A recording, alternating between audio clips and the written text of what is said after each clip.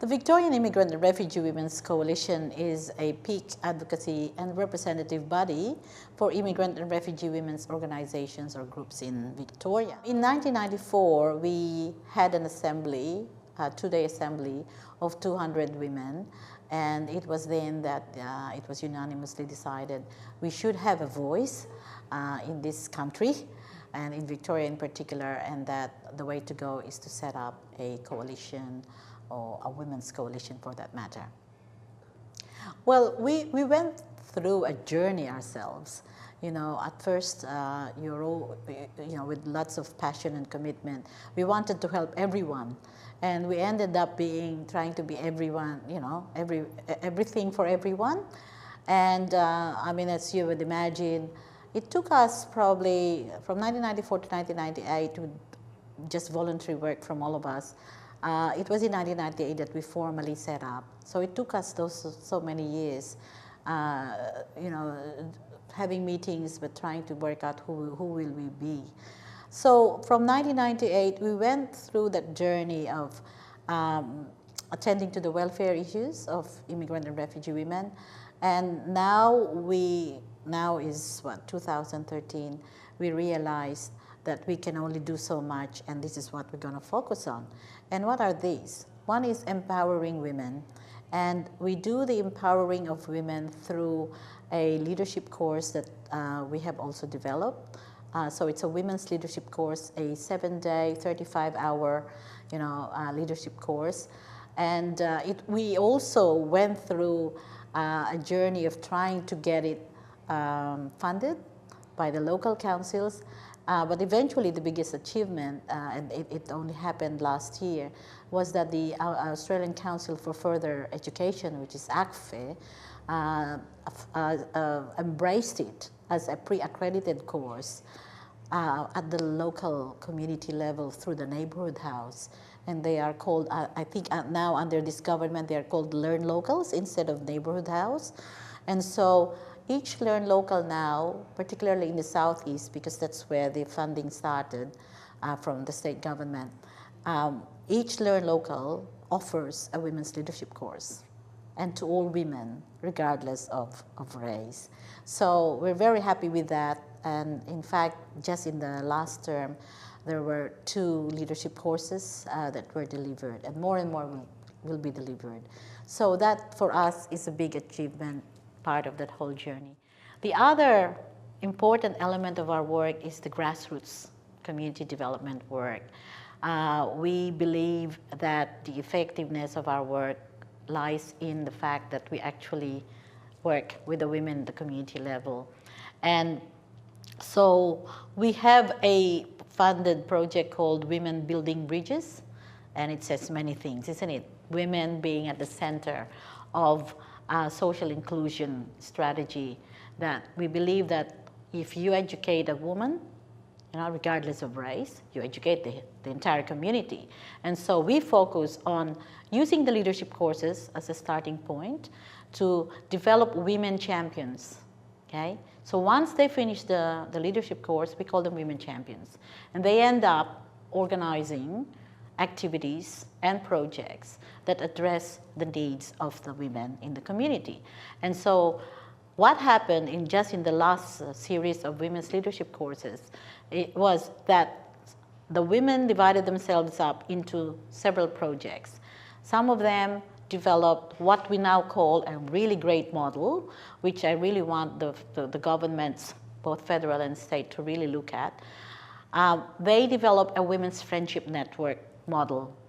It could be a women's friendship cafe, it could be a women's friendship space, women's friendship circle. But it's about reducing isolation of women in the community.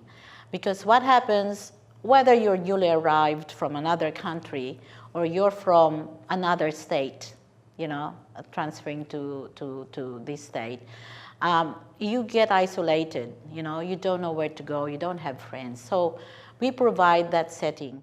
I feel, and the board of the VIRWC feels, that this is actually a really good model, similar to the Men's Shed model, and that we want to sell it to the government and and tell them, look, this can probably be something you can look at and see how you can make this happen more systematically. So that's, the core of our community development, grassroots-based work that we're doing. The other part is actually getting women into local politics. The idea is to train up more immigrant and refugee women who will run, for council. And we had about 10 women that ran for the last council elections. Of course, they didn't win because there are so many loopholes within how local council elections are run. And one of the biggest hitch that the women found out is that they cannot stomach the fact that they have to have dummies. And it's in local politics, you have to have dummies, they said, And, women, generally are just so principled, they will not want to do that. So I guess that's one of the challenges, but we want to continue working with VLGA and perhaps, with the politicians to have a look at the system. We also do, we partner with academic institutions and organizations to undertake important research. One of the last research that was done, and this was with the United Voice, which used to be Liquor, Hospitality and Miscellaneous Union, was to look at the workload and injuries of workers in the hotel industry, especially in the luxury hotels. Now, one of the issues that we're trying to get more research done about is the issue of the forced and arranged marriage, because it is really happening in Australia. Okay? It's just a lot of hush-hush, and also because it's happening amongst young girls and young men who are still in high school. And this involves a lot of the vulnerable communities, like Middle Eastern communities, and some African and Asian communities whose cultures actually encourage arranged marriages. Another issue is the women without permanent residency. We were on the age a year and a half ago. There are so many women who come here from overseas. They can come here as tourists or perhaps employer nominated or international student. And when they become victims of domestic violence, they have no protection at all, no protection. And so this is a violation of the Universal Declaration of Human Rights, we believe. And this is happening not just in Australia, but also in Canada, in the United States, everywhere around the world. Because now, globally, we're all interconnected. Anyone can travel anywhere. However, when they become victims of domestic violence, they don't realize they haven't got the protection of the national and the local laws. How we help them is through our projects. So you will find out that there are a lot of the women in those leadership courses, in the Women's Friendship Cafe, gatherings, etc., are actually refugee women. Okay? And in fact, with the issue of the forced and arranged marriage, we will be dealing with a lot of refugee communities.